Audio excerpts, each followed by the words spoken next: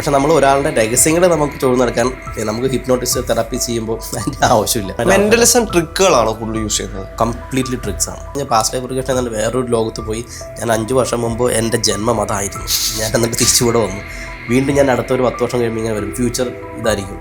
നമുക്ക് ഓർമ്മകൾ സൂക്ഷിക്കപ്പെടുന്നത് നമ്മുടെ ഹിപ്പോ ക്യാമ്പസ് എന്ന് പറയുന്ന തലച്ചോറിനകത്ത് ഒരു പോർഷൻ. ഹിപ്പോ ക്യാമ്പസ് അത് ഞാൻ ആദ്യം പറഞ്ഞ പ്രീ ഫ്രോണ്ടൽ കോർട്ടക്സിൽ ഷോർട്ട് ടൈം മെമ്മറിയും ഹിപ്പോ ക്യാമ്പസിൽ ലോങ് ടൈം മെമ്മറിയും ആൻഡ് നമ്മൾ അമിഗ്ഡാല എന്ന് പറയുന്ന അടുത്ത പോർഷൻ ഉണ്ട്. ഇവിടെ ഇമോഷണൽ മെമ്മറിയും സേവ് ചെയ്യപ്പെടും. ഇതിൽ ഒരു 90% പ്രോബ്ലംസും നമ്മുടെ മനസ്സ് തന്നെ അതിനെ ഹീൽ ചെയ്തിട്ടുണ്ടാകും. ഒരു സ്പേമിനകത്ത് സ്വാഭാവികമായിട്ടും paternal memory and maternal memory ഉണ്ടാകും. നോർമൽ കേസിൽ സ്പേമിൻ്റെ എൻഡിലായിരിക്കും മെമ്മറി സൂക്ഷിക്കുന്നത്. നമ്മൾ മരണപ്പെട്ട ആളുടെ വ്യക്തിനെ എങ്ങനെ കാണുന്ന ഷേപ്പൊക്കെ എങ്ങനെ കാണും. അപ്പോൾ ഇത് എവിടെയോ പരിചയമുണ്ടല്ലോ, ഞാനിത് ഇതേ ഫീലിങ്സ് കിട്ടുന്നുണ്ടല്ലോ തോന്നാം. ഈ എനർജിയും ഇവിടെ തന്നെയൊക്കെ ഉണ്ട്. ഡെഫിനറ്റ്ലി ഉണ്ടാകാം. ആരും കണ്ടിട്ടില്ല, ആർക്കും പ്രൂവ് ചെയ്യാൻ പറ്റില്ല. ഹിപ്നോട്ടിസം, മെന്റലിസം ഇത് തമ്മിലുള്ള വ്യത്യാസം എന്താണ്? ഹിപ്നോട്ടിസം സയൻറ്റിഫിക്കലി പ്രൂവൺ ഒരു തെറാപ്യൂട്ടിക്കൽ യൂസാണ്. Mentalism as far as I know it is all magic. പണ്ട് മാജിക് ആയിരുന്നു. അത് മജീഷ്യൻസ്മാരൊക്കെ ചെയ്തതാണ്. ഇപ്പോൾ മജീഷ്യന്മാരൊന്നും ഇല്ല. മെൻ്റലിസം വന്നതോടെ മജീഷ്യന്മാരുടെയൊക്കെ പണി പോയി. കാരണം ഇതേ പുതിയ ട്രിക്കുകൾ വന്നിട്ട് കാണിച്ചു കൊടുക്കുന്ന പരിപാടി എൻ്റർടൈൻമെൻറ്റ്, പ്യൂർലി എൻ്റർടൈൻമെൻറ്റ്. ഭയങ്കര ഒരു രസകരമായ മെന്റലിസം ട്രിക്കുകളാണോ കൂടുതൽ യൂസ് ചെയ്യുന്നത്? കംപ്ലീറ്റ്ലി ട്രിക്സ് ആണ്. കാരണം നമുക്ക് മെൻ്റലിസ്റ്റ്, നമ്മുടെ പൂപ്പറ ഒരുപാട് മെൻ്റലിസ്റ്റുകൾ നമുക്കറിയാം. ഭയങ്കര രസകരമായിട്ട് എൻ്റർടൈൻമെൻറ്റ് ചെയ്ത് കൊടുക്കുന്ന ആളുകളുണ്ടല്ലേ, അത് മെൻ്റലിസമാണ്. പക്ഷേ ഹിപ്നോസിസ് എന്ന് വെച്ചാൽ പ്യൂർലി മനസ്സിനെ നമ്മൾ എങ്ങനെയാണോ ആ മനസ്സിനെ പ്രോഗ്രാം ചെയ്യുന്നത് ആ പ്രോഗ്രാം ചെയ്യാൻ പറ്റുന്ന സംഭവമാണ്. ഹിപ്നോട്ടിസം ഇമോഷണലും മെൻ്റലിസം ഇതുകൂട്ടുള്ള ടാക്ടിക്സുമാണ്. ഡെഫിനറ്റ്ലി ടാക്ടീക്സ് ആണ്. ഹിപ്നോട്ടിസം ഇമോഷണൽ എന്ന് പറയുമ്പോൾ അത് തെറാപ്യൂട്ടിക്കാണ്. തെറാപ്യൂട്ടിക് നീഡാണ് അതിനുള്ളത്. എൻ്റർടൈൻമെൻറ്റ് പർപ്പസ് ഉണ്ട്. പക്ഷേ ഇപ്പോൾ മിക്സായിട്ട് ഉപയോഗിക്കുന്ന മിക്ക മെൻ്റലിസ്റ്റുകളും എനിക്ക് തോന്നുന്നു അത്ര ക്വാളിഫൈഡ് ആയിട്ടുള്ള ആളുകളായിരിക്കുമെന്ന് എനിക്കറിയില്ല. അവർ യൂസ് ചെയ്യുന്ന സംഭവം എന്ന് വെച്ചാൽ ഹിപ്നോട്ടിക് ഹാലൂസിനേഷൻസ് കൊടുത്തതിന് ശേഷം അത് മെൻ്റലിസം എന്ന പേരിലായിരുന്നു. മെൻ്റലിസം ചെയ്തപ്പോൾ ഇത് കണ്ടു, മെൻ്റലിസം ചെയ്തപ്പോൾ ഇത് കണ്ടു. അപ്പോൾ അടിയിൽ മെൻ്റലിസ്റ്റ് എന്ന് പറയും. ഹിപ്നോസിസ് എന്ന് പറഞ്ഞ വാക്കുപോലും ഉപയോഗിക്കുന്നില്ല. കാരണം ഹിപ്നോസിസ് ആണ് ഇവർ ഉപയോഗിക്കുന്നതെന്ന് അറിയില്ല. അപ്പോൾ പബ്ലിക്കിന് ഉണ്ടാകുന്ന ഒരു തെറ്റിദ്ധാരണ എന്ന് പറയുന്നത് ഇത് ഹിപ്നോസിസ് അല്ല മെൻ്റലിസം ആണ് എന്നുള്ള തെറ്റിദ്ധാരണ വരും. തെറാപ്യൂട്ടിക്കുകളാണെങ്കിൽ തെറാപ്പിക്ക് ആൾക്കാർ വിളിക്കുമ്പോൾ ഈ മെൻ്റലിസ്റ്റ് ആണോ എന്ന് ചോദിച്ച് വിളിക്കുന്നതാണ്. എനിക്ക് മനസ്സ് വായിക്കാൻ കഴിയുന്ന ആളാണ് മെൻ്റലിസ്റ്റ്. പൊതുവൊരു തെറ്റിദ്ധാരണ ഉണ്ടല്ലേ. അല്ല, എല്ലാവരുടെയും ആ ഒരു ചിന്ത അതാണ്, എൻ്റെ മനസ്സ് വായിക്കാൻ ഈ മെൻ്റലിസ്റ്റിന് കഴിയും, അതുകൊണ്ട് ഞാൻ മെൻ്റലിസ്റ്റുകളുടെ അടുത്ത് പോകാറില്ല എന്ന് പറയുന്ന ഒരുപാട് പേരുണ്ട്. അപ്പോൾ ഈ മെൻ്റലിസം ചെയ്യട്ടെ എന്ന് ചോദിക്കുമ്പോൾ ആളുകൾക്ക് പേടിയാണ്. ഇനി എൻ്റെ മനസ്സിലുള്ള എല്ലാ കാര്യങ്ങളും ഞാൻ വെളിയിൽ പറയുമോ, ഞാൻ മെൻ്റലിസം എന്ന് പറഞ്ഞു കഴിഞ്ഞാൽ എനിക്ക് നാണക്കേടാവത്തില്ല, അങ്ങനെയുള്ള ചിന്തയുള്ള ഒരുപാട് ആളുകളുണ്ട്. അത് തെറ്റായ ഒരു ധാരണയാണോ? പബ്ലിക്കിനെ അറിയില്ല. നമുക്ക് എനിക്കും പണ്ടൊക്കെ നമുക്ക് ചോദിച്ചാൽ മെൻ്റലിസം ഭയങ്കര സംഭവമാണ്. ഇപ്പോൾ വന്ന് ചോദിച്ചു മനസ്സ് വായിച്ചോട്ടെ, ഞാനൊരു നമ്പർ ഒരു ട്രിക്ക് കാണിക്കട്ടെ, ഒരു സംഭവം ചെയ്യട്ടെ എന്ന് ചോദിക്കുമ്പോൾ നമ്മൾ ചോദിക്കും വേണ്ട നിങ്ങളെന്നെ പഴയ ചരിത്രമെല്ലാം എടുക്കും. അത് ശരിക്കും പറഞ്ഞാൽ ഹിപ്നോസിസിലാണ് ആൾക്കാർ തെറ്റിദ്ധരിക്കപ്പെട്ടിരുന്നത്. ഹിപ്നോസിസ് ശരിക്കും പറഞ്ഞാൽ അങ്ങനെയൊന്നും പറ്റത്തില്ല എന്നുള്ള വേറെ കാര്യം. അത് കൺസെൻറ്റ്, ഇൻഫോംഡ് കൺസെൻറ്റ് എന്ന് പറയുന്നത് ഇല്ലാതെ ചെയ്യാൻ പറ്റത്തില്ല. ഈ മെൻ്റലിസ്റ്റിൽ ഇതേ സെയിം സംഭവം തന്നെയാണ് ഇവർ യൂസ് ചെയ്യുന്നത് തന്നെ. അത് ടേക്ക് ഇറ്റ്. അവർ ആളുകളെ വിളിച്ച് സ്റ്റേജിൽ കാണിച്ച് ഷോ കാണിക്കും, പബ്ലിക്കിന് പേടി വരുത്തും. ഹിപ്നോട്ടിസത്തിൽ അപ്പം നമുക്ക് അതുകൂട്ട് ആളുകളുടെ മനസ്സ് വായിക്കാൻ കഴിയും, അതൊന്നും മൊത്തത്തിൽ അവരുടെ രഹസ്യങ്ങൾ മൊത്തം ചൂഴ്ന്നെടുക്കാൻ കഴിയും? ഒരിക്കലും ഇല്ല. ആൾക്കാരുടെ ഒരു തെറ്റിദ്ധാരണയാണ് ഹിപ്നോട്ടിസത്തിൽ സൈഡ് എഫക്റ്റ് ഈ പറയുന്ന ഇതിലുണ്ടാകുമെന്നുള്ള തെറ്റിദ്ധാരണ.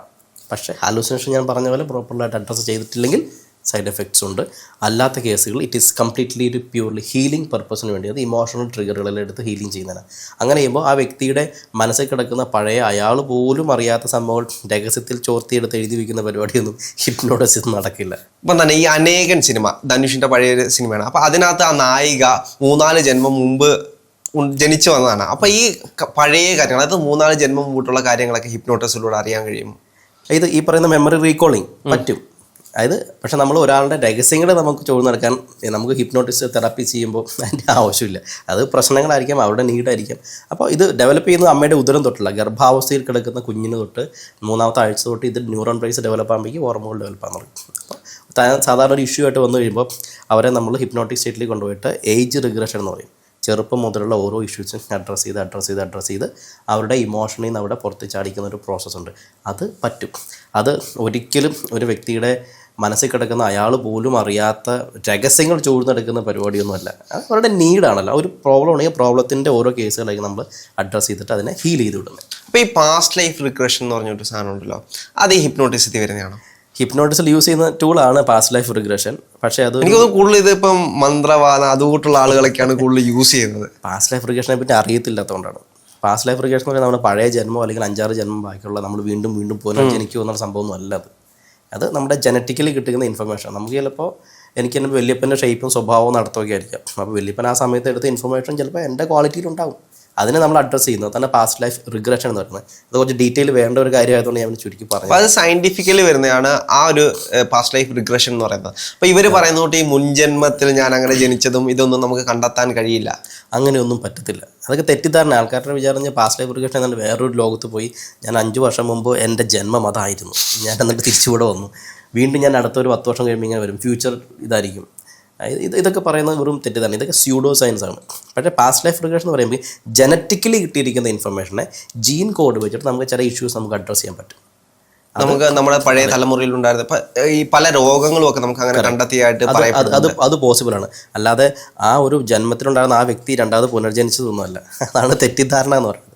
അത് നമ്മളൊരു അങ്ങനത്തെ ഒരു സമൂഹത്തിൽ ജീവിക്കുന്നതിന് പെട്ടെന്ന് ആക്സെപ്റ്റൻസ് വരുന്നുള്ളൂ.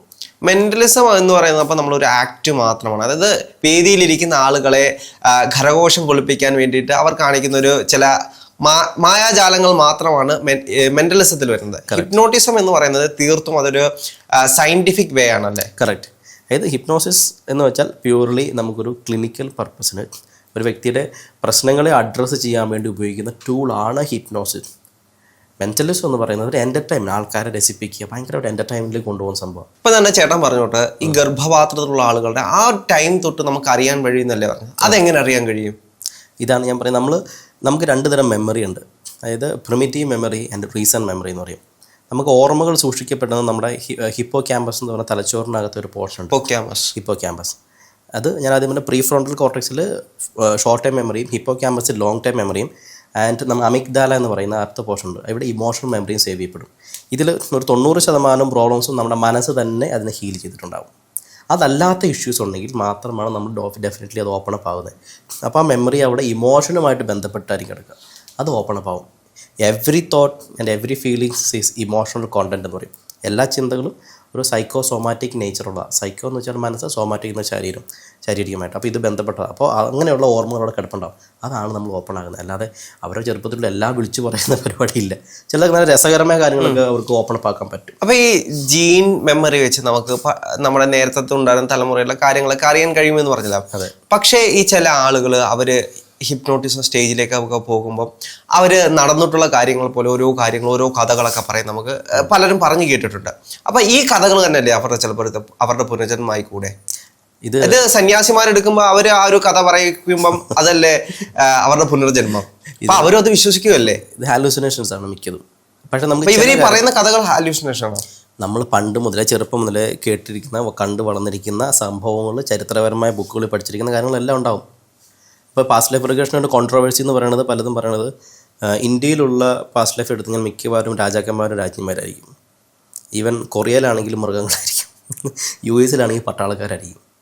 അതാണ് ശരിക്കും പാസ്റ്റ് ലൈഫ് റിഗ്രഷൻ. ഞാൻ എക്സാമ്പിൾ പറഞ്ഞാൽ ചിലത് തെറ്റിദ്ധരിപ്പിക്കപ്പെട്ട സംഭവങ്ങൾ കൊടുക്കുന്നത്. ബട്ട് ജനറ്റിക്കൽ കോഡ് ഓപ്പൺ ചെയ്യുന്നുണ്ട് ജീൻ മെമ്മറി. നമ്മൾ ഒരു സ്പേമിനകത്ത് സ്വാഭാവികമായിട്ടും paternal memory and paternal memory ഉണ്ടാവും. നോർമൽ കേസിൽ സ്പേമിൻ്റെ എൻഡിലായിരിക്കും മെമ്മറി സൂക്ഷിക്കപ്പെടുക. അപ്പോൾ ചില സംഭവങ്ങളിൽ ഇതിൻ്റെ ടെയിൽ കട്ടായി കഴിയുമ്പോൾ അത് പെറ്റേണൽ മെമ്മറി ഉണ്ടാവില്ല, മെറ്റേണൽ മെമ്മറി ആയിരിക്കും ആ കുഞ്ഞിനെ കിട്ടുക. ഇതാണ് എൻ്റെ ചെറിയൊരു സയൻറ്റിഫിക്, ഞാൻ ഡീറ്റെയിൽ വേറെ ഉണ്ട്, ഞാൻ ഒരുപാട് പറയാൻ ബോറടിക്കുന്നുണ്ട്, ഞാൻ ചുരുക്കി പറയുന്നുള്ളൂ. അങ്ങനെയുള്ള ഇഷ്യൂസിനെ അഡ്രസ്സ് ചെയ്യാൻ ഓപ്പൺ ചെയ്യാൻ പറ്റും. ഈ ചില ആളുകൾ എവിടേക്കോ ഞാൻ പുസ്തകത്തിൽ വായിച്ചിട്ടുണ്ട്, അതായത് മരണപ്പെട്ട ഒരാൾ എൻ്റെ മുമ്പിൽ വന്നിട്ട് എന്നോട് സംസാരിച്ചിട്ട് പോകുന്നു. കുറച്ച് നിമിഷത്തേക്കിനായിരിക്കാം, പിന്നീടായിരിക്കും നമ്മൾ അറിയുന്ന അയാൾ മരണപ്പെട്ടു എന്ന്. അങ്ങനെയൊക്കെയുള്ള കഥകൾ ഞാൻ പലപ്പോഴും വായിച്ചിട്ടുണ്ട്. അതൊക്കെ യാഥാർത്ഥ്യമായിരിക്കുമോ അതോ അത് ഒരു ഹാലൂസിനേഷൻ സ്റ്റേറ്റ് ആയിരിക്കുമോ?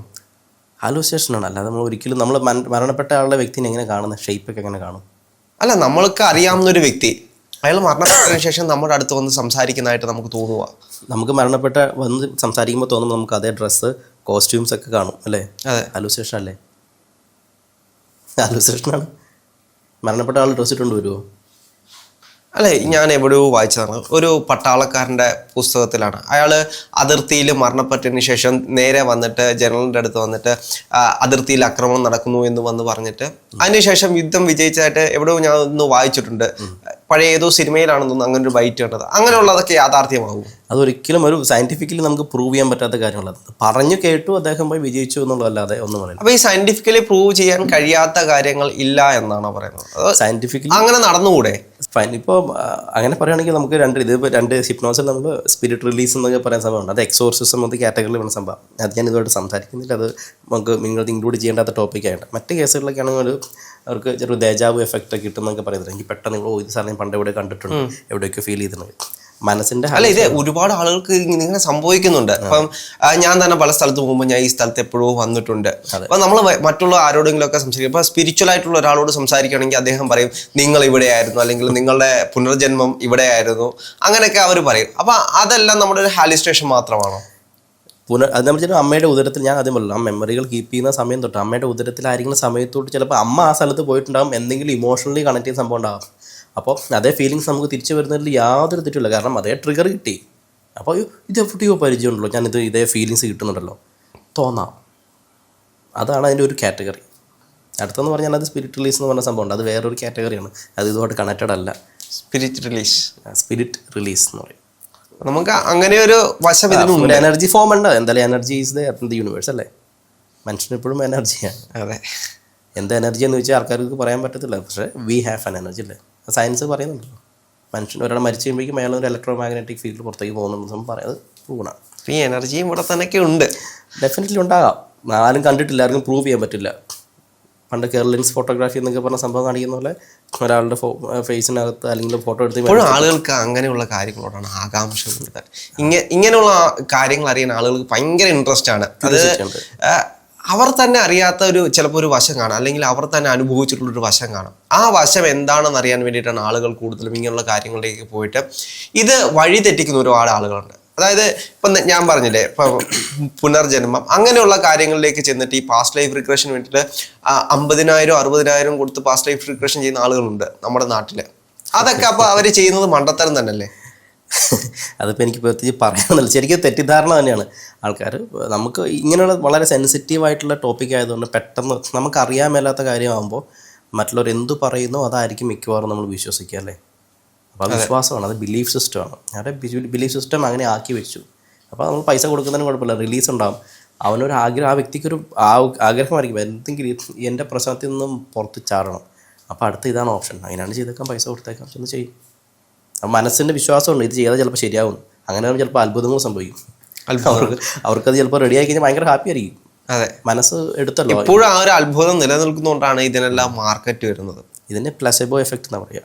പ്ലസേബോ എഫക്റ്റ് ഫീൽ ഗുഡ് ആൻഡ് നെസേബോ എന്ന് വെച്ചാൽ ഫീൽ നെഗറ്റീവ്, ഫീൽ ബാഡ്.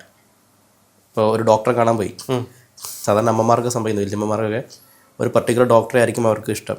ആ ഡോക്ടറിൻ്റെ അടുത്ത് പോയാലേ അവർക്ക് സാറ്റിസ്ഫൈഡ് ആവുള്ളൂ. ആ ഡോക്ടർ എന്തും മരുന്ന് കൊടുത്താലും അവർക്ക് അസുഖം മാറും. ഡോക്ടർ ഒരു ദിവസം മാറിക്കോ ഇതേ സെയിം മരുന്ന് കൊടുത്താൽ അവർക്ക് എഫക്റ്റ് ആവില്ല. ബിലീഫ് സിസ്റ്റം അല്ലേ. അതെ, ഇതേ ബിലീഫ് സിസ്റ്റം ആയിരിക്കും ഇവിടെ സംഭവിക്കുന്നത്. ഇത് തന്നെയാണ് നമ്മുടെ റിപ്പീറ്റ് ആയിട്ട് നമ്മുടെ ജീവിതത്തിൽ മനസ്സ് അങ്ങനെയാണ്. മനസ്സ് വിശ്വസിക്കുന്നത് എന്താണോ അതാണ് സംഭവിക്കുക.